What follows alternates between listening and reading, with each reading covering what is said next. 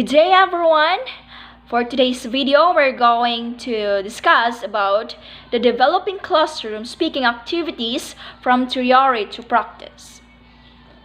Our lesson is all about developing classroom speaking activities from theory to practice, written by Jack C. Richards.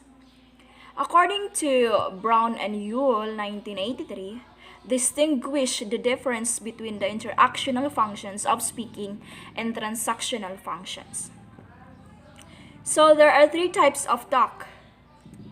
Talk as interaction, talk as transaction, talk as performance. So let's talk about interaction. This type of talk describes interaction which serves as social functions or a conversation. Example: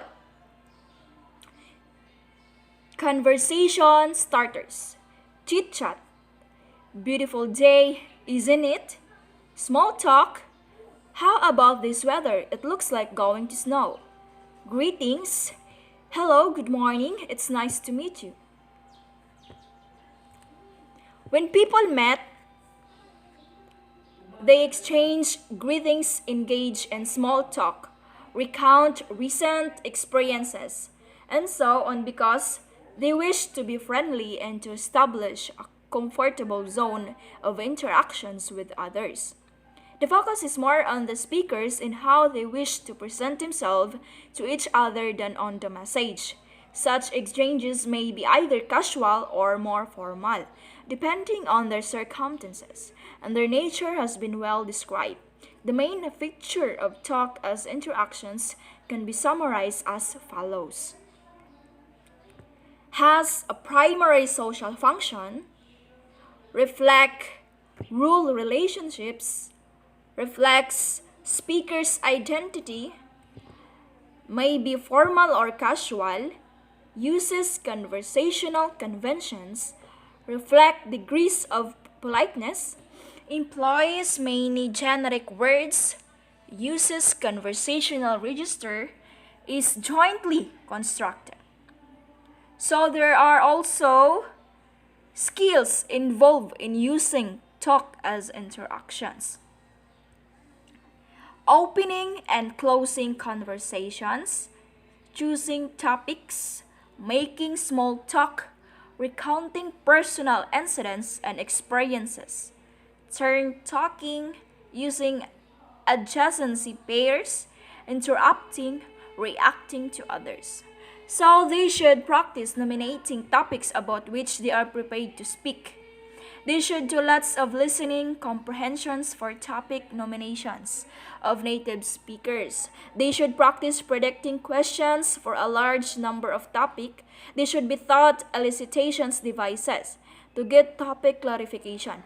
That is, they should practice saying, "Huh? Pardon me, excuse me, I didn't understand," or etc. And echoing parts of sentences they do not understand in order to get it recycled again. Nothing stops the opportunity to carry on a conversation quicker than silence or the use of yes and head nodding when the learner does not understand. So let's talk about the talk as interactions. There are two focuses of talk as transaction. The first, focus on one, giving the receiving informations, and the focus is on what is said or achieved. Second, focus two, obtaining goods or services. Example, checking into a hotel room. Then, let's talk about the second, talk as transaction. This type of talk focuses on what is said or done. The focus is to be clear and accurate during talk. Example, focus is on what is said or done. These pictures. The message and making oneself understood clearly and accurately in the central focus. rather than the participants and how they interact socially with each other. In such transactions, Jones suggests. Then the main feature of talk as transactions are it has a primary information's focus. Second, the main focus is the message and not the participants. Third, participants employ communication strategies to make themselves understood. There may be frequent questions, repetitions, and comprehensions checks. There may be negations and digressions, and linguistic accuracy is not always important. Then there are also skills involved in using talks as in transactions. First, explaining a need of intentions, describing something, asking questions, confirming informations, justifying an opinion, making suggestions, clarifying understandings, making comparisons, agreeing and disagreeing. So that's all about the transaction. And now, question. What are the differences between talk as an interaction and talk as transactions? So, the answer, so when you talk to people, are you focused on the transactions or your interaction? Okay. A transactional encounter is one where you're going through the motions to get the task on the discourse done. Interactions occurs when two people are engaged in a dialogue or actively participating in the process. So that is the example. That are the differences between talk as interactions and talk as transactions. And let us talk about the third, which are talk as performance. So this type of talk transmits informations before an audience, such as morning talks, public announcements, and speeches. So talk as performance tends to be in the form of monologue rather than dialogue. Again, talk as performance tends to be in the forms of monologue rather than dialogue. Often follows a recognizable format. Example, a speech of welcome, and is closer to written language than conversational language.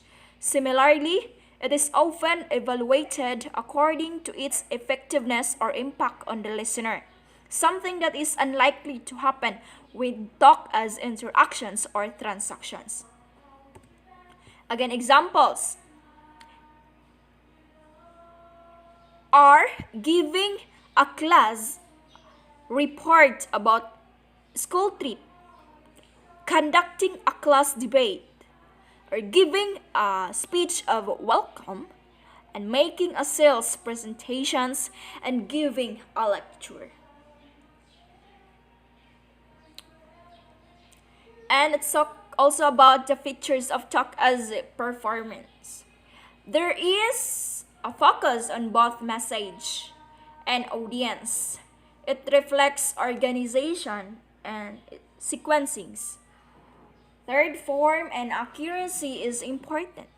Language is more like written language. It is often monologic.